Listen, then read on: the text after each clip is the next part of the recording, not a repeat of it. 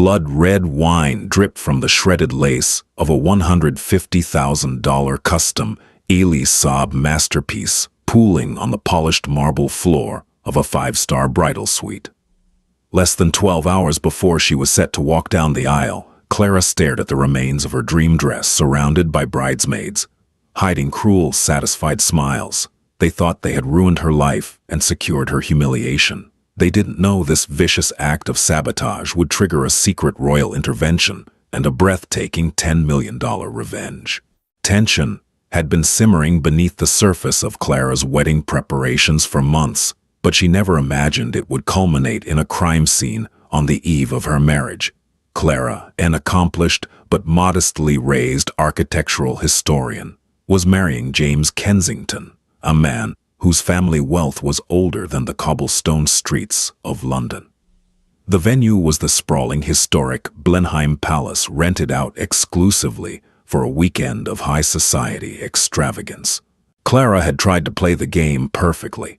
She endured the condescending whispers of James's inner circle and even asked his 3 closest female confidants to be her bridesmaids as an olive branch. There was Victoria, a ruthless Mayfair socialite who had openly dated James 5 years prior, Cressida, a tabloid-frequenting heiress, and Sloane, James's notoriously frosty cousin.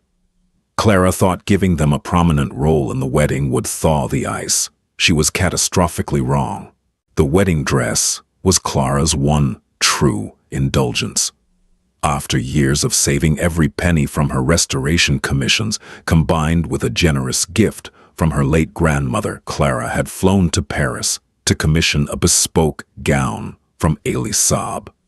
It was a breathtaking vision of ivory silk tulle, hand-embroidered with thousands of microscopic Swarovski crystals and delicate pearls, requiring over 800 hours of intensive labor by French artisans.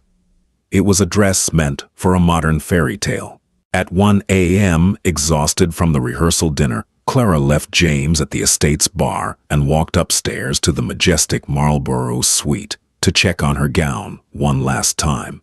The heavy oak door was slightly ajar. Stepping inside, the metallic scent of industrial bleach hit her nostrils instantly, mixed with the heavy, fermented stench of spilled Bordeaux. Clara's breath caught in her throat as her eyes adjusted to the dim light.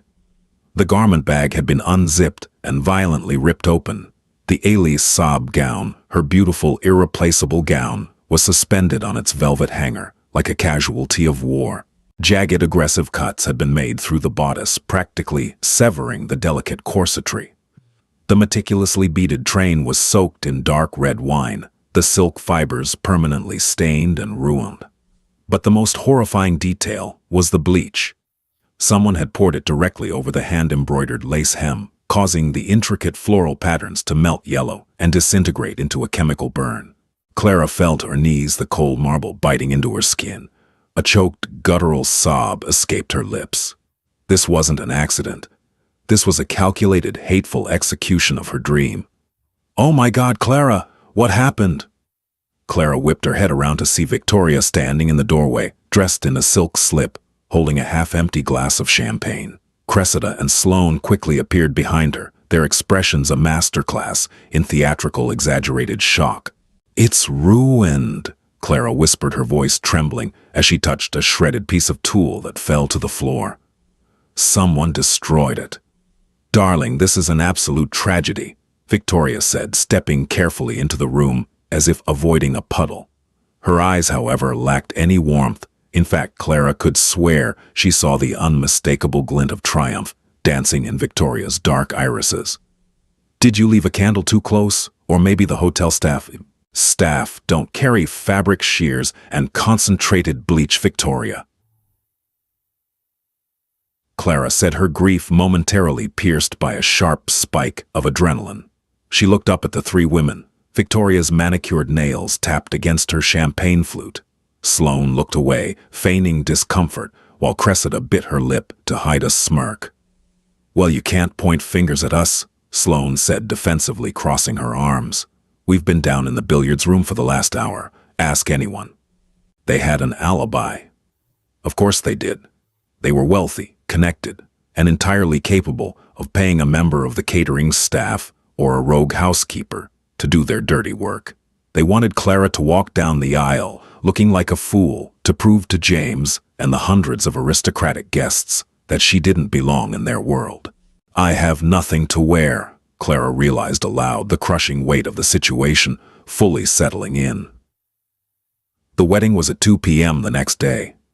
The designer was in Paris. The dress was beyond any hope of a quick tailoring fix. The fabric's structural integrity was entirely compromised by the chemicals. Victoria knelt down beside Clara, placing a cold, unsympathetic hand on her shoulder.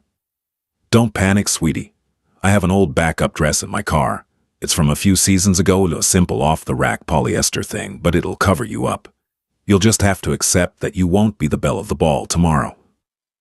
The marriage is what matters, right?" It was the ultimate insult. They had orchestrated a nightmare, and now they were offering a humiliating lifeline that would cement Clara's place as the laughingstock of the Kensington wedding. By 3 a.m., the Marlborough suite had transformed into a war room. Though the battle was already overwhelmingly lost, James had rushed up the moment Clara called him. Seeing the destroyed dress, his face had drained of all color before flushing with absolute unbridled fury. "I am going to call the police," James had roared, pacing the length of the suite, dialing the estate manager on his phone. "I want the security footage. I want every single staff member interrogated." "James, there are no cameras in the guest corridors," Clara said quietly, sitting numbly on the edge of the four-poster bed. And even if we find who did it, it doesn't fix the dress. I walked down the aisle in 11 hours. A master seamstress from a prestigious London boutique had been emergency helicoptered in at James's exorbitant expense, arriving just before 4 a.m. The gray-haired woman took one look at the chemical burns and the shredded bodice and slowly shook her head, placing her sewing kit back on the table. "I am so sorry, Mr. Kensington," the seamstress murmured. "The bleach has eaten through the silk warp. If I try to stitch the tiers, the fabric will simply disintegrate further. There is nothing left to salvage. It is a total loss." The finality of her words hung heavy in the air. James ran a hand through his hair, sitting next to Clara and pulling her into his arms. "I don't care if you walk down the aisle in jeans, Clara. I'm marrying you today. We can cancel the big reception. We can elope." "No," Clara said, her voice hardening. "Anna Winter is downstairs. The Duke of Westminster is attending. If I back out now, or if I walk out looking like a beggar, Victoria wins. They all win. They want me to run away." At 5 a.m., Clara retreated to the adjoining private study to splash cold water on her face. Her eyes were red and swollen. As she dug through her overnight bag for makeup remover, her fingers brushed against a small, velvet-bound box. Inside was a collection of vintage jewelry and an old sealed letter from her late grandmother, Vivienne. Vivienne had been a fiercely private woman. While Clara's family lived a middle-class life, Vivienne had spent her youth in Stockholm and London, working in high-level art conservation. Just before her death, Vivienne had handed Clara the sealed envelope with strict instructions. "Only open this when all other doors are closed. The Crown remembers its debts." Clara had always thought it was the ramblings of an aging mind. But standing in the bathroom, devoid of all hope, she broke the wax seal. Inside was a heavy card bearing a gilded royal crest, accompanied by a handwritten note and a private unlisted phone number. "My dearest Clara," the note read in Vivienne's elegant cursive. "In 1982, I prevented the catastrophic destruction of the private royal archives at Drottningholm Palace. I saved secrets that would have broken a monarchy. In return, Her Majesty Queen Sylvia of Sweden granted me a single unconditional favor. I never used it. I transfer it to you. If you are ever in the dark, dial this number." Clara stared at the paper. It was absurd. It was a fairy tale. But the smell of bleach from the next room reminded her of the brutal reality she was trapped in.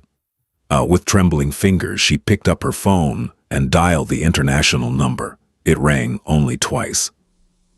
"Royal Household Private Line." A crisp, deeply authoritative male voice answered. "My name is Clara Hastings." she whispered, her voice cracking. "I am the granddaughter of Vivian Hastings. I have a letter." There was a profound silence on the other end. A pregnant pause that felt like an eternity. "Miss Hastings," the voice finally replied, its tone shifting from administrative to intensely deferential. "The Queen has been waiting for this call for 40 years. What is the nature of your emergency?" Clara explained the situation. She felt foolish describing a ruined wedding dress to a royal equerry, but she recounted the sabotage, the high-profile nature of the wedding, and the impending humiliation. "Understood," the man said simply. "Where are you currently located?" "Blenheim Palace, Oxfordshire. Do not accept any substitute garments. Do not let your adversaries know you have a solution. Secure the perimeter of your suite. A royal envoy will arrive at precisely 9 a.m. Godspeed, Miss Hastings." The line went dead. At exactly 9 a.m., the estate gravel crunched under the tires of a fleet of black armored Range Rovers bearing diplomatic plates. Victoria, who was casually sipping an espresso on the terrace, frowned as she watched 4 imposing men in dark suits step out, forming a perimeter around a heavily secured, climate-controlled transport case. Leading the detail was Sir Alistair, a distinguished royal equerry. He bypassed the estate. Manager ignored the gaping aristocratic guests in the lobby and marched directly up the grand staircase to the Marlborough suite. When Clara opened the door, Sir Alistair offered a deep, formal bow. "Miss Hastings," he announced, motioning for the guards to carry the massive reinforced velvet trunk into the room. "Her Majesty sends her warmest regards and her deepest apologies that she could not attend in person. She was appalled to hear of the treachery against Vivian's granddaughter. She has authorized the immediate release of item number 402 from the private royal vault." The guards unlatched the trunk. As the lid opened, a soft, ethereal light seemed to fill the room. James, who had been sitting on the sofa, slowly stood up, utterly speechless. Resting inside was not a dress. It was a piece of global history. It was a breathtaking vintage royal gown, crafted entirely of spun silver thread and diamond-encrusted Chantilly lace. It featured a cascading cathedral-length train, heavily embroidered with genuine flawless pearls and platinum filigree. "This," Sir Alistair said reverently, "is the lost imperial diamond gown. It was originally commissioned for a royal coronation, hand-sewn by Norman Hartnell and heavily modified by royal jewelers. It contains over 2,000 flawless diamonds and rare moonstones. Its insured value is approximately £10 million. Clara reached out, her fingers trembling as she brushed the magnificent fabric. It was immaculate. It was powerful. "Her Majesty requests that you wear it today, Miss Hastings," Sir Alistair said, a faint, dangerous smile playing on his lips. "And she requests that you show those who attempted to break you exactly what it means to be protected by the crown." Preparation for a wedding was typically a chaotic symphony of hairspray, champagne, and nervous chatter. Inside the Marlborough suite, however, the atmosphere resembled a highly classified military operation. Sir Alistair clapped his gloved hands twice, and 3 women clad in immaculate charcoal uniforms stepped into the room, carrying sleek metallic vanity cases stamped with the Swedish royal crest. "Miss Hastings, this is Madame Genevieve, head of styling for the royal household, along with her assistants. Échappée." Sir Alistair announced, his tone leaving no room for hesitation. "They have exactly 3 hours and 45 minutes to ensure you are visually worthy of the imperial diamond gown. I suggest we begin immediately." Clara remained in a state of suspended disbelief. As Madame Genevieve's team descended upon her, washing away the traces of her tear-stained mourning, she felt like she was being molded into armor. They didn't use heavy cakey makeup. They used luminescent serums and delicate master-level contouring that highlighted her sharp cheekbones and piercing blue eyes. Her hair, originally meant to be worn in soft bohemian waves, was swept up into an architectural, gravity-defying chignon, secured with platinum paint that Sir Alistair personally removed from a velvet pouch. Then came the gown. Stepping into the $10 million masterpiece was a spiritual experience. The spun silver thread was shockingly light, yet it possessed an undeniable structural integrity. As the royal seamstress secured the hidden corsetry, the dress molded perfectly to Clara's figure, as if it had been waiting in the vault for 4 decades, specifically for her. The diamond-encrusted Chantilly lace draped gracefully over her shoulders, and the cathedral-length train pooled around her feet like liquid moonlight. Every time she inhaled, the 2,000 diamonds fractured the natural light pouring through the suite's windows, casting rainbows across the mahogany walls. "Magnifique," Madame Geneviève whispered, taking a step back. Even the hardened royal guards standing by the door seemed momentarily struck breathless. Downstairs in the sunlit conservatory, oblivious to the divine intervention occurring directly above them, the architects of Clara's misery were holding court. Victoria, Cressida, and Sloane sipped vintage Dom Perignon, lounging in their custom crimson bridesmaid gowns. Victoria was practically glowing with malicious satisfaction. She checked her Cartier watch. 1:30. Victoria purred, swirling the champagne in her crystal flute. "I haven't seen our blushing bride all morning. You don't suppose she's had a breakdown, do you? I heard James screaming at the estate manager at 3 in the morning. Cressida giggled, leaning in close. "Rumor has it there was an accident with the Elie Saab dress. Complete tragedy." Sloane shifted uncomfortably, adjusting her diamond tennis bracelet. "Do you think she'll just wear one of the backup dresses, Victoria? Didn't you offer her that dreadful polyester thing from your trunk?" "I was being a supportive friend," Victoria smiled wickedly. "But honestly, if I were her, I would just climb out the window. Imagine walking down the aisle in front of the Duke of Devonshire looking like a discount rack disaster.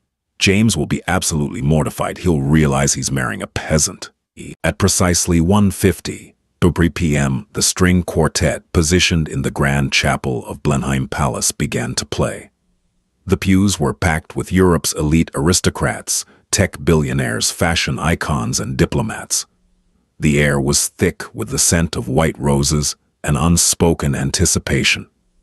Whispers rippled through the crowd. Rumors of a bridal disaster had leaked from the kitchen staff to the guests. People were craning their necks, hungry for a scandal. James stood at the altar, looking dashing in his bespoke tuxedo, but visibly pale. His jaw was clenched so tightly, a muscle twitched in his cheek. He had refused to let anyone update him on Clara's condition, trusting only that she promised she would meet him at the altar. The music swelled, transitioning to the triumphant chords of Handel's Water Music. The heavy oak doors at the back of the chapel remained shut. Seconds ticked by. The whispering grew louder. Victoria standing at the front as the maid of honor exchanged a triumphant, thinly veiled smirk with Cressida. They had won. Clara wasn't coming. Suddenly, a profound, resonant crack echoed through the space as the heavy mahogany doors were thrown open not by ushers, but by 2 imposing men in sharp, dark suits, Sir Alistair's royal detail. The chapel fell dead silent. Clara stepped over the threshold. The collective gasp from 300 high society guests actually sucked the oxygen from the room. As Clara stepped into the shaft of sunlight piercing through the stained glass windows, the imperial diamond gown ignited. It was a blinding, spectacular display of wealth, history, and untouchable power. The diamonds flared with every step she took, the spun silver fabric shimmering like a mirage. She didn't look like a blushing bride. She looked like an empress ascending to her throne. In the third row, the formidable editor-in-chief of Vogue slowly lowered her signature sunglasses, her mouth slightly parted in sheer astonishment. James exhaled a shaky breath, tears instantly welling in his eyes. He didn't care about the jewels or the silver. He only saw the unyielding, magnificent strength radiating from the woman he loved. But it was Victoria's reaction that Clara relished the most. As Clara glided down the aisle, her eyes locked onto her maid of honor. Victoria's smug smile had vanished, replaced by an expression of pure, unadulterated horror. Her face drained of blood, turning a sickly, ashen gray. Cressida dropped her bouquet, the flowers tumbling to the stone floor with a soft thud. Sloane actually took a physical step backward, intimidated by the sheer aura of the gown. Clara didn't break eye contact with Victoria as she passed her. A microscopic Victoria's smile touched the corner of Clara's painted lips. The message was delivered without a single word. You tried to burn my world down, so I brought the fire. Silence continued to reign for a long, fragile moment. After Clara reached the altar, the officiating archbishop, a man accustomed to the grandest displays of European pageantry, visibly swallowed hard before finding his voice to begin the ceremony. James reached out his hands, trembling slightly, as he took Clara's gloved hands in his own. "You are," James whispered, entirely ignoring protocol. "Clara, what is this? You look like a goddess." "A gift," Clara murmured softly, her eyes shining with unshed tears of triumph. "From a friend of my grandmother." The exchange of vows passed in a surreal, emotional blur. Behind them, Clara could practically feel the heat radiating from the bridesmaids. Victoria was stiff as a board, her mind undoubtedly racing to comprehend how a middle-class architectural historian, whose dress had been chemically annihilated hours prior, had managed to procure a gown that made the crown jewels look understated. Following the ceremony, the guests flooded into the great hall for the reception. Blenheim Palace was entirely transformed, dripping with crystal chandeliers and overflowing with cascading white orchids. But the decor was entirely eclipsed by the bride. Clara and James took their seats at the center of the sprawling head table, and immediately the social hierarchy of the room began to shift.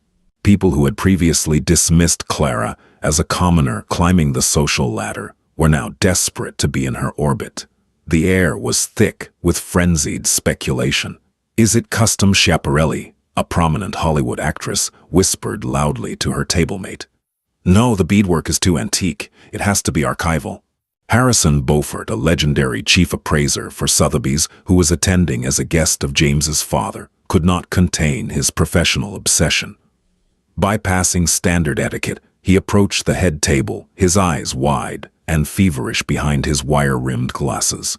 "Mrs. Kensington," Harrison said, bowing deeply, "I beg your pardon for the intrusion, but I have dedicated my life to historical textiles. Please, you must tell me I am not losing my mind. Is this the lost Hartnell Commission of 1968, the Swedish imperial diamond gown?" Clara looked at the appraiser, then glanced at Sir Alistair, who was standing discreetly near a marble pillar, a watchful guardian. Sir Alistair gave a single, almost imperceptible nod. "You have a brilliant eye, Mr. Beaufort," Clara said politely, her voice projecting just enough for the surrounding tables to hear. "It is indeed the imperial diamond gown, on loan from Her Majesty's private vault." The immediate vicinity erupted in hushed, frantic murmurs. The Sotheby's appraiser looked as though he might faint. "Good God! I thought it was destroyed in a fire decades ago. Do you know this garment is insured for upward of £10 million? The sheer weight of the moonstones alone." The confirmation spread through the great hall like an electric current.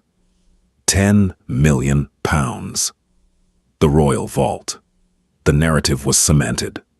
Clara was not a weak outsider to be bullied. She possessed connections that dwarfed the petty wealth of Mayfair socialites.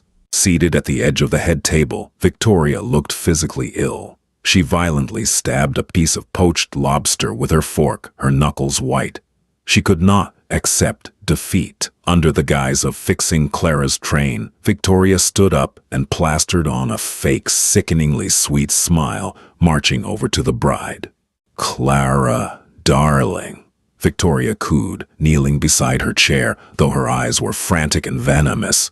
"What a fascinating dress. A bit ostentatious for my taste, maybe a little theatrical. But tell me, how on earth did you pull this off? Who did you have to sleep with to rent a museum piece?" Before Clara could unleash a verbal strike of her own, a shadow fell over Victoria. Sir Alistair materialized out of thin air, looking down at Victoria with the cold, detached disdain one might reserve for a cockroach. "Miss Sir Alistair," said his voice a low, terrifying rumble that carried the full authority of a sovereign state. I advise you to step away from the garment immediately. Your hands are perilously close to royal property, and given your documented history with fabrics this morning. My security detail has authorization to physically remove any threat to the dress." Victoria froze her breath, catching in her throat. "I beg your pardon. Who do you think you are?" "I am Sir Alistair Royal Equerry to Her Majesty," he replied smoothly. "Doi. And we are fully aware of the chemical sabotage executed in the Marlborough suite at 1 a.m. In fact, Royal Intelligence technicians are currently reviewing the unreleased security footage from the service elevators." That was a bluff. Clara knew there were no cameras in the hallways. But Victoria didn't know that. Cressida, who had followed Victoria over, let out a sharp, terrified squeak. Sloane dropped her champagne glass, the crystal shattering loudly against the parquet floor. "Enjoy the poached salmon, ladies." Sir Alistair offered a chilling, perfectly polite smile. "The local authorities will be arriving shortly to conclude the investigation. I suggest you do not attempt to leave the grounds." Clara watched as the three women scrambled back to their seats, their arrogant facades completely crumbling into sheer, unadulterated panic. The revenge had begun, and it was sweeter than the 10-tier wedding cake waiting to be cut. Champagne flowed like water in the great hall, but for Victoria, Cressida, and Sloane, it might as well have been battery acid.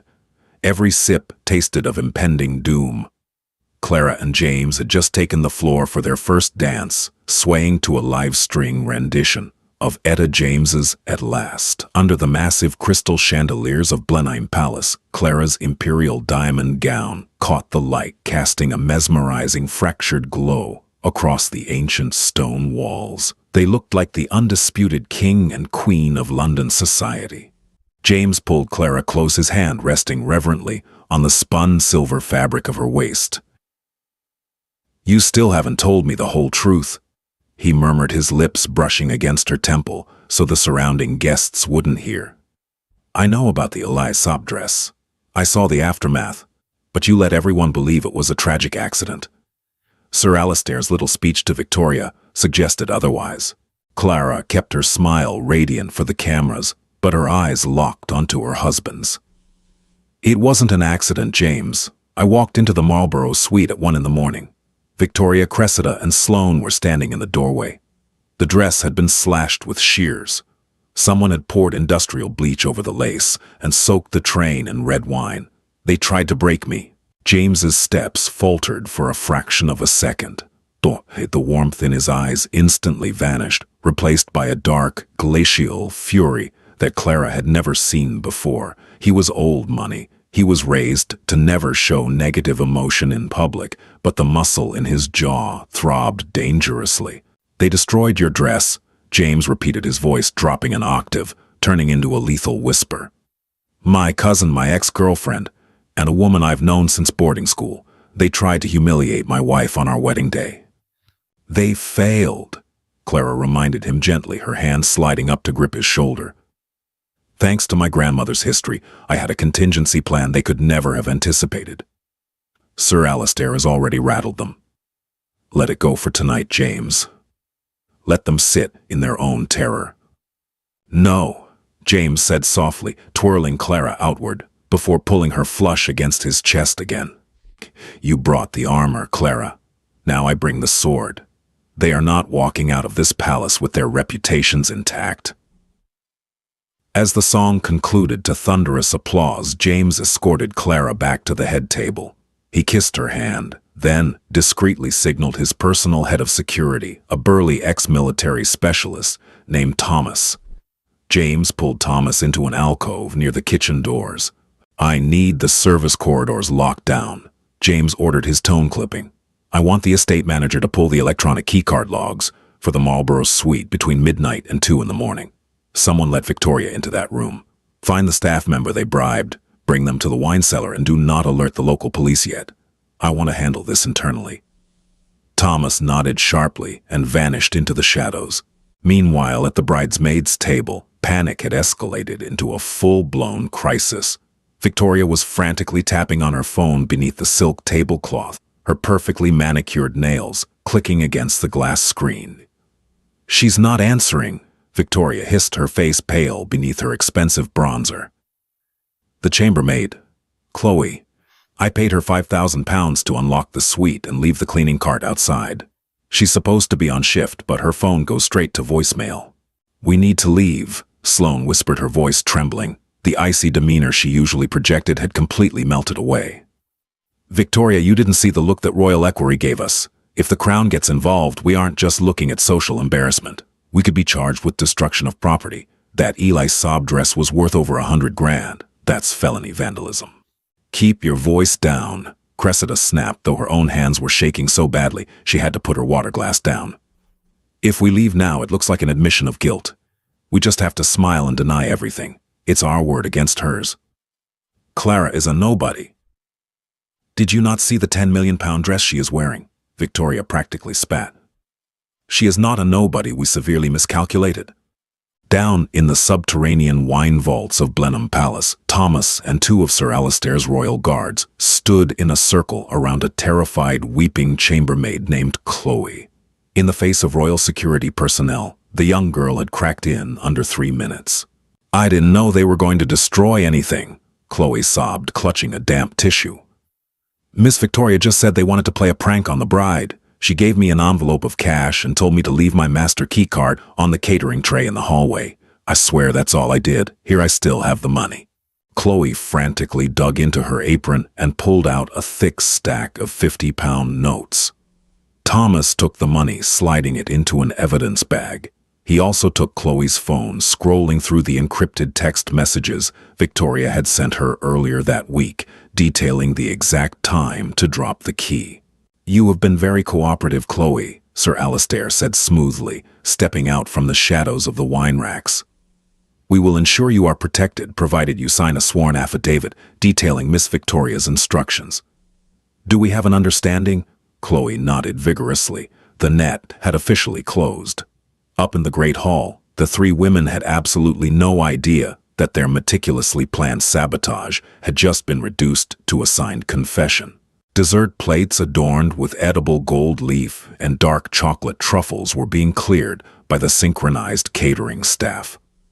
The low hum of elite networking filled the room, but the underlying tension remained thick. Everyone was waiting for the speeches. In aristocratic circles, wedding toasts were less about sentimentality and more about asserting dominance, wit, and social standing.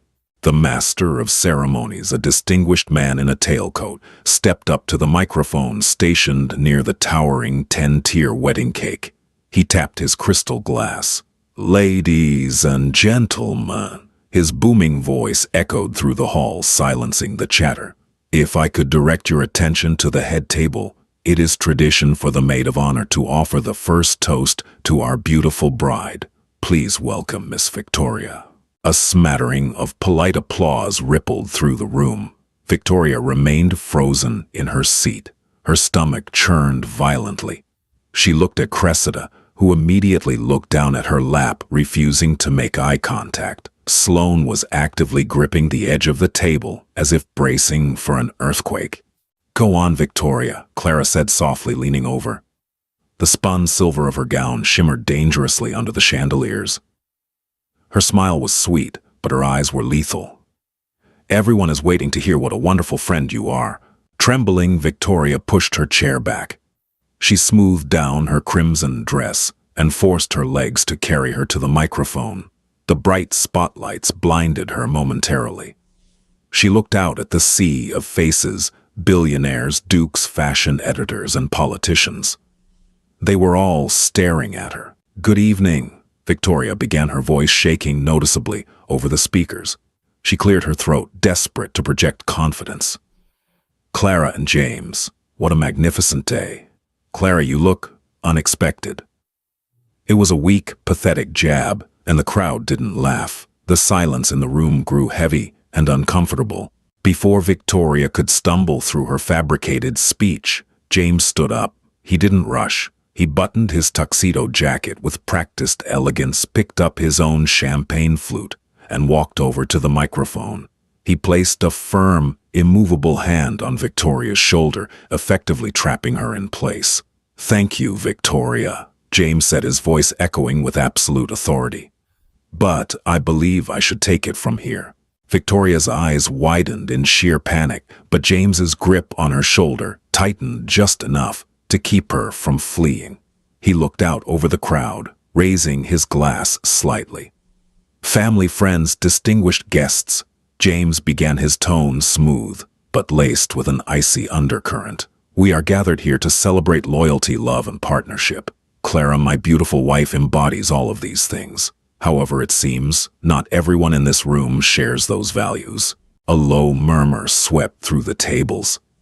James's father, Richard Kensington, a man known for his ruthless business acumen, sat up straighter, narrowing his eyes at his son. He recognized the tone.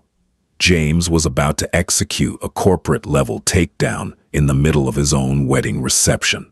Some of you may have noticed that Clara is not wearing the Elise Saab gown she spent months designing. James continued his gaze sweeping over the crowd before landing squarely on Cressida and Sloane, who both shrank under his stare. At 1 o'clock this morning, a group of cowards infiltrated the bridal suite. They took shears to her gown. They poured bleach over the fabric. They attempted to mentally break my wife hours before she walked down the aisle. Gasps erupted across the great hall. The Vogue editor dropped her spoon. Richard Kensington's face turned purple with outrage. The idea of such vile sabotage occurring at a Kensington event was an absolute scandal. They believed, James said, his voice rising in volume, that without a designer dress, Clara would be nothing. They believed they could humiliate her into running away. They vastly underestimated the woman I married. James gestured toward Clara, who remained seated, looking every inch an untouchable queen in her 10 million pound armor. And they vastly underestimated me, James finalized. He turned his head to look directly at Victoria, who was now openly crying, her mascara running down her cheeks. Did you really think I wouldn't find out, Victoria? Did you think bribing a chambermaid 5,000 pounds wouldn't leave a paper trail? James, please, Victoria whimpered into the live microphone, her voice echoing through the massive hall.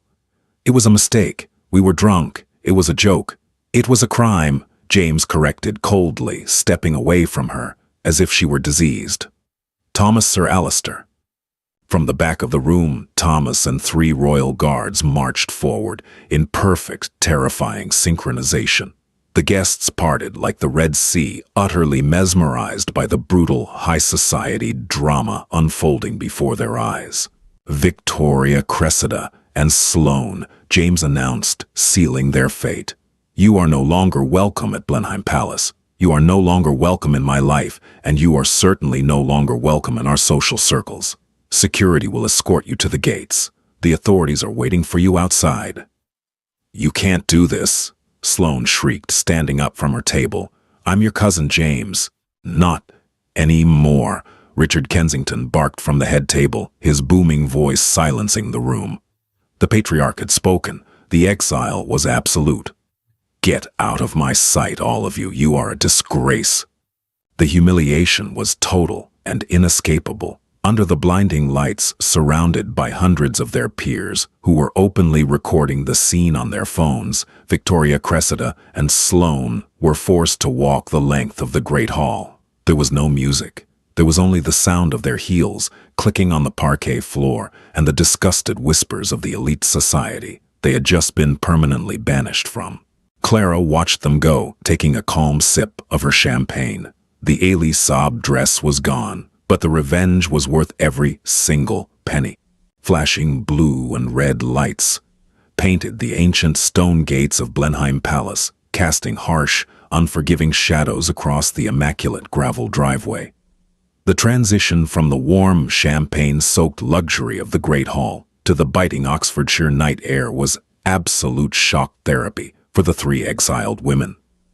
Victoria, Cressida, and Sloane shivered in their custom crimson silk gowns, their expensive heels sinking into the damp earth. They were flanked by Thomas's private security team, who stood like impenetrable stone statues, blocking any path back to the warmth of high society. Waiting by the heavy iron gates were 2 local police cruisers and an unmarked black sedan. Inspector Davies, a no-nonsense veteran of the local constabulary, stood reviewing a digital tablet as Sir Alistair approached, with smooth, measured strides. "Good evening, Inspector. Butane." Sir Alistair greeted his tone devoid of any emotion. He handed over a thick, sealed manila envelope. Inside, you will find the sworn affidavit from the chambermaid Chloe, detailing the bribery. You will also find high-resolution photographs of the destroyed Eli Saab garment, which has an insured retail value of £150,000, easily classifying this as felony criminal damage. Victoria crossed her arms, her teeth chattering from a combination of the freezing wind and pure, unadulterated terror. She tried to summon the arrogant bravado that had fueled her for years in Mayfair's elite clubs. "And this is an absolute outrage," Victoria shrieked, pointing a trembling finger at the inspector. "I am Victoria Davenport. My father is Charles Davenport, the CEO of Vanguard Investment Banking. You cannot arrest me over a ruined piece of fabric. I will have my lawyers sue this entire precinct into oblivion by morning." Inspector Davies didn't even blink. He looked up from the tablet, his expression unimpressed. "Miss Davenport, I suggest you lower your voice. You are currently standing on a private estate after being formally trespassed by the owner, Mr. Richard Kensington. Furthermore, the destruction of property exceeding £100,000 carries a mandatory holding period. You aren't calling anyone until you are processed at the station." "It wasn't my idea," Cressida suddenly wailed, her pristine facade completely shattering. She violently pushed herself away from Victoria, tears streaking her expensive contouring. "I told her not to use the bleach Victoria bought, the shears Victoria paid the maid. I just stood in the hallway. Please, I have brand deals. I have a reputation." "Shut your mouth, you pathetic traitor." Victoria snapped, lunging toward Cressida, only to be effortlessly intercepted by one of the royal guards. Sloane was entirely silent. She stared blankly at the Blenheim Palace facade, watching the silhouettes of wedding guests peering down at them from the grand terrace balconies. She could see the glowing screens of dozens of smartphones recording their humiliation. As a member of the Kensington family, Sloane knew exactly what this meant. She wasn't just going to jail, she was being erased from the family trust. Her life of endless luxury, funded by James's father, had just evaporated in a matter of seconds. Sir Alistair stepped forward, commanding the space with terrifying calm. "There is one additional matter, Inspector Davies. While the Eli Saab gown is the primary subject of the criminal damage charge, these women also aggressively approached Miss Hastings while she was wearing a sovereign asset belonging to the Swedish royal family. Had they managed to spill so much as a drop of wine on the imperial diamond gown, we would be discussing international diplomatic incidents and extradition. The Crown's legal team will be monitoring this case closely." The mention of the Crown's legal team was the final nail in the coffin. Victoria's knees finally buckled. The bravado vanished, replaced by the crushing realization that her father's money could not save her from the wrath of the monarchy. As the officers stepped forward to read them their rights and place them in handcuffs, the heavy iron gates of Blenheim Palace slowly swung shut, locking them out of the world they had desperately tried to rule. Back inside the Great Hall, the atmosphere had transformed from tense shock to absolute euphoric celebration. The removal of the toxic trio had acted like a pressure valve releasing. The live orchestra had switched from classical waltzes to an upbeat, roaring 20s jazz set, and the dance floor was packed. Clara sat at the head table, sipping her champagne, finally allowing herself to relax. The heavy spun silver of the imperial diamond gown felt less like armor now, and more like a warm embrace. James sat beside her, his arm draped protectively around the back of her chair. "You know," a deep, booming voice interrupted their quiet moment. Clara looked up to see Richard Kensington standing before their table. The patriarch of the Kensington Empire was notoriously difficult to please. For months, he had treated Clara with polite indifference, viewing her as a respectable but ultimately unremarkable addition to the family lineage. Tonight, however, the look in his eyes had entirely changed. Richard poured himself a glass of Dom Perignon from their table and raised it toward Clara. "I have spent 40 years in ruthless corporate boardrooms." Richard began, his voice carrying a rare, genuine warmth. I have seen hostile takeovers, betrayals, and men twice my size crumble under pressure. Clara, the way you handled yourself tonight. The way you walked into this hall wearing a 10 million pound secret and let those vipers hang themselves with their own rope. It was nothing short of masterful. Clara smiled softly, bowing her head in acknowledgement. Thank you, Richard. I only wanted to protect our wedding. You protected the family name, Richard corrected firmly. He reached into his tuxedo jacket and pulled out a heavy antique brass key, placing it gently on the table in front of her. This is the key to the Kensington estate in the Scottish Highlands. It has belonged to the matriarch of this family for 6 generations. It belongs to you now. You have more than earned your place at the head of this table. James beamed with pride, pulling Clara in for a deep kiss as the surrounding tables erupted in applause. The war was officially over. Clara hadn't just survived the sabotage. She had conquered the highest echelons of London society, cementing her legacy in diamond, silver, and unshakable grace. Morning sunlight poured through the towering floor-to-ceiling windows of the Marlborough suite, illuminating the remnants of a wildly successful wedding night. Clara sat at the edge of the 4-poster bed, wrapped in a plush monogrammed robe, a cup of Earl Grey tea warming her hands. The imperial diamond gown had already been meticulously packed away. Sir Alistair and his team had departed at dawn, taking the 10 million pound treasure back to the impenetrable safety of the royal vault, but leaving behind a legend that would be talked about for decades. James walked into the room, tossing a stack of glossy morning papers and tabloids onto the duvet. He was already dressed in a crisp linen shirt and tailored trousers, ready for their flight to the Amalfi Coast. You are officially the most famous woman in Europe, James laughed, running a hand through his tousled hair. Clara picked up the Sunday Times. The front page headline screamed in bold black ink, "The 10 million pound revenge bridesmaids banished as bride wears royal vault treasure." Below the text was a stunning high-definition photograph of Clara walking down the aisle, the 2,000 diamonds catching the light, while Victoria's horrified pale face was clearly visible in the background. Tatler and Vogue had already published digital exclusives. The fashion world was in a state of absolute frenzy. Historical textile experts were giving breathless interviews on morning television, confirming the authenticity of the Hartnell masterpiece. Social media had exploded with the hashtag Royal Karma trending globally. It's everywhere, Clara murmured, scrolling through her phone. Look at this. Even the Elie Saab PR team released a statement. James leaned over her shoulder to read the glowing screen. The official Elie Saab fashion house had posted an elegant statement on their channels. They expressed profound horror at the malicious destruction of their custom bridal creation, but praised Clara's unimaginable resilience. True elegance cannot be destroyed by bleach or malice, the statement read. Mrs. Kensington is a testament to grace under fire. We are honored to announce that we will be gifting Clara a bespoke evening gown for her 1-year anniversary, crafted in our Paris atelier. They are turning you into a brand ambassador, James smirked, kissing her cheek. Meanwhile, the other side of the news cycle isn't quite as glamorous. James pulled out his tablet, pulling up a financial news site. The fallout for the 3 saboteurs had been swift, brutal, and merciless. Charles Davenport, Victoria's father, had spent the early hours of the morning engaged in emergency damage control. Vanguard investment banking stock had taken a minor dip as the scandal trended.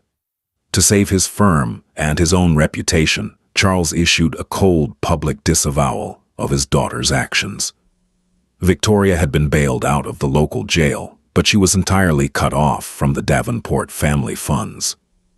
Her luxury sports car had been repossessed, her Mayfair penthouse lease was terminated, and she was reportedly fleeing to a minor coastal town in Spain to hide from the paparazzi camping outside her door. Cressida's fate was equally disastrous. As an influencer and heiress whose entire net worth relied on public perception, the viral video of her being escorted out of Blenheim Palace by the police had triggered a mass exodus of her sponsors. 3 major luxury cosmetic brands terminated her contracts by 9 a.m., citing morality clauses. As for Sloane, Richard Kensington had made good on his unspoken threat.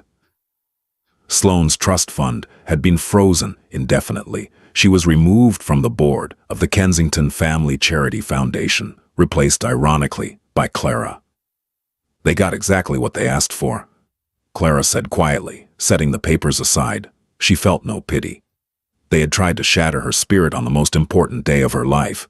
They were simply reaping the whirlwind they had sown. Clara walked over to the mahogany writing desk near the window. Resting on the blotter was heavy cream-colored stationery bearing the Kensington crest. She picked up a fountain pen and began to write a letter, her handwriting flowing elegantly across the page. Your Majesty, there are no words in the English language profound enough to express my gratitude. 40 years ago, my grandmother protected your history. Yesterday, you protected my future. The imperial diamond gown did more than cover me. It gave me the strength to stand tall against cruelty. I return it to your vault with the deepest reverence. The crown's debt is fully settled, but my loyalty to you is forever secured. With profound gratitude, Clara Hastings Kensington. She sealed the envelope with deep red wax, pressing the new Kensington signet ring into the center. She would hand it directly to the royal courier before they left for the airport. Ready to go, Mrs. Kensington? James asked, picking up their sleek leather overnight bags. The private jet is waiting on the tarmac. A week of doing absolutely nothing on the Amalfi Coast awaits us. Clara took one last look around the Marlborough suite. The lingering scent of bleach had completely faded, replaced by the fresh, sweet fragrance of the white orchids that decorated the room. The ghosts of her anxieties were gone. She had walked into this palace as a nervous outsider, terrified of not belonging. She was walking out as the undisputed matriarch of her new world. I've never been more ready. Clara smiled, slipping her hand into James's. Together, they walked out of the suite, down the grand, sweeping staircase of Blenheim Palace, and out into the brilliant, unclouded morning sun, leaving the wreckage of their enemies far behind them. Exactly 12 months after the Blenheim Palace scandal, the grand facade of the Victoria and Albert Museum was illuminated by the relentless flashbulbs of London's elite paparazzi. The occasion was the inaugural Kensington Gala for Architectural Preservation, an exclusive invite-only charity event that had become the most coveted ticket of the social season. At the center of the media circus, standing effortlessly on the museum's sweeping marble steps, was Clara Hastings Kensington. Life had fundamentally transformed for Clara over the past year. Backed by the immense resources of the Kensington Trust and the newfound fiercely loyal respect of her father-in-law, Richard, Clara had launched a global initiative to restore forgotten historical archives. She was no longer viewed as an outsider who had merely married into old money.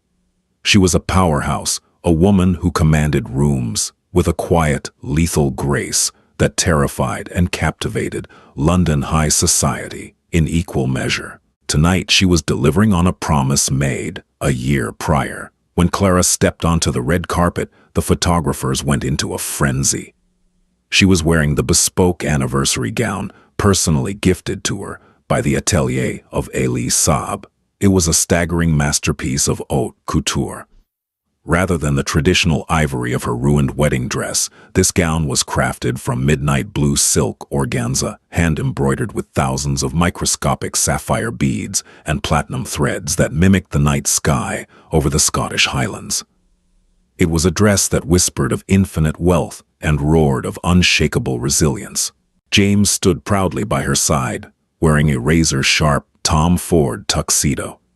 He rested a protective, loving hand on the small of her back as they navigated the sea of reporters. Nervous, James murmured, leaning down to brush his lips against her ear as they entered the grand rotunda of the museum. Never, Clara smiled, her blue eyes reflecting the warm glow of the towering crystal chandeliers. Tonight is about honoring the past, and perhaps burying it completely. The gala was an immersive experience. Clara had personally curated a special temporary exhibition for the museum titled Threads of Sovereignty, a deep dive into the historical preservation of royal garments. As the 300 guests, ranging from tech billionaires to European diplomats, mingled with glasses of vintage champagne, they were guided toward the centerpiece of the exhibit. Positioned in the center of the vaulted hall, protected by reinforced laser grid security glass and flanked by 2 stoic royal guards, was the Swedish imperial diamond gown. Whispers rippled through the crowd as guests recognized the legendary £10 million dress that had broken the internet a year ago. It stood on a velvet mannequin, its spun silver fabric and 2,000 diamonds practically blinding under the curated gallery lights. Below the display case, a small, polished brass plaque read, "On generous loan from Her Majesty's private vault, curated by Mrs. Clara Kensington." It was the ultimate, irrefutable flex. Clara had not only worn a piece of untouchable history, but she had also secured the royal family's blessing to put it on public display, forever immortalizing her triumph over those who had tried to destroy her. As Clara and James circulated the room, accepting congratulations and securing multi-million-pound pledges for her charity, a sharp, shattering crash echoed from the periphery of the hall. The sophisticated chatter of the elite temporarily halted. Near the towering marble columns by the catering entrance, a tray of crystal champagne flutes had been dropped, sending glass and expensive alcohol splashing across the polished floor. Clara turned her head calmly. A server in a drab, ill-fitting black uniform had dropped the tray and was frantically kneeling on the ground using paper napkins to mop up the spill. Her hands were shaking violently. As Clara stepped closer to ensure the staff member wasn't injured by the broken glass, the server looked up. The breath caught in Clara's throat, but her expression remained an impenetrable mask of cool composure. Kneeling in the spilled champagne, her face gaunt, her expensive highlights faded into a dull, unkempt brown, was Victoria Davenport. The social exile had been absolute. After Charles Davenport publicly cut his daughter off to save his investment bank, Victoria's life had unraveled with terrifying speed. Stripped of her trust fund, blacklisted from every prestigious firm in London, and drowning in legal fees from the criminal damage lawsuit the Kensington estate had ruthlessly pursued, Victoria had been forced to face the cold reality of the working class. Desperate to maintain some proximity to the glittering world she once ruled, she had taken a minimum wage job with a high-end catering agency, completely unaware that tonight's client was the Kensington Trust. Victoria stared up at Clara, her eyes wide, with a mixture of profound humiliation and raw, unfiltered panic. She was kneeling at the feet of the woman she had tried to ruin, wearing a cheap polyester uniform, while Clara looked down at her, draped in custom Elie-Saab and millions of pounds in diamonds. "I am so sorry, Mrs. Kensington," the catering manager stammered, rushing over and grabbing Victoria by the arm to haul her up. "She is new. I will have her removed from the floor immediately." James stepped forward, his eyes narrowing as he recognized his ex-girlfriend. A muscle twitched in his jaw, but Clara placed a gentle, staying hand on his chest. "It is quite all right," Clara said, her voice smooth, melodic, and carrying just enough volume for the surrounding billionaires to hear. "Accidents happen, though some accidents are far costlier than others, aren't they?" One Victoria. Victoria trembled, her face flushing a deep, agonizing crimson. She opened her mouth to speak, perhaps to beg for her job, or perhaps to apologize, but no words came out. The sheer weight of her defeat choked her. Clara did not yell. She did not sneer.